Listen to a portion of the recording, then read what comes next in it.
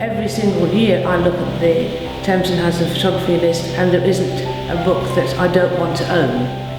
Of all the Thames and Hudson books that I have, I would say the one that I have enjoyed the most, that I think was a real landmark, was Photo Discovery by Bruce Bernard. It's difficult to think of an individually important book, and I think the importance is in the range and the amount of really wonderful things that he's done. There's a side to Thomas which one realises is very thoughtful with regard to both the team, the people who work for him, and the extended team of the contributors.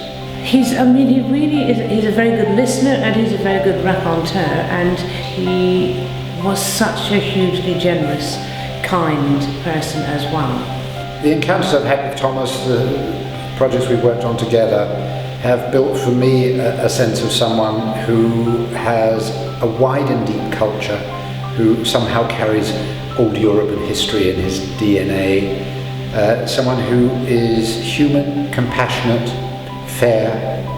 As a publisher, someone who puts the end product before the bottom line. I think that when Thomas started his firm, Thames and Hudson already tells you what ambition he had. The names of the two major rivers of New York and of London. Something that intrigues me about Thomas, and I think is a clue to his importance. I didn't know about this till I guess 15 years ago, something like that, when he started working with Harold Chapman. Harold Chapman had recorded the Beat Hotel in Paris when it was habituated by William Burroughs, Brian Gysin, all of those people. And lo and behold, he produced pictures of Thomas as a teenager who went off to Paris to live in the Beat Hotel before going to Cambridge.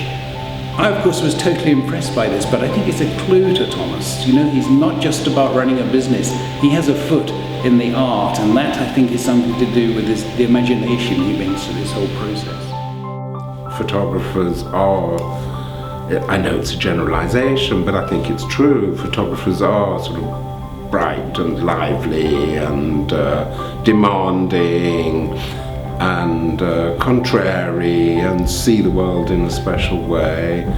And as a publisher, I think I've learned a huge amount from them. They are acute users of their eyes and look very precisely. Just spending time with them, I mean, has really opened my eyes, really, and one does see the world in a sort of sharper, more interesting way if one spends time with an individual who's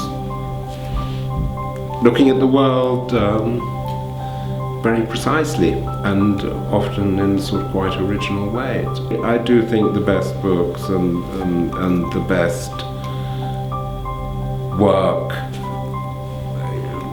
whether it ends up on the walls of a gallery or whether it ends up printed between covers of a book, I do think the best of them are always because there is a drive and a passion for, I don't know if perfection is the right word, but really high quality and, you know, no compromises, or perhaps more realistically, as few compromises as possible.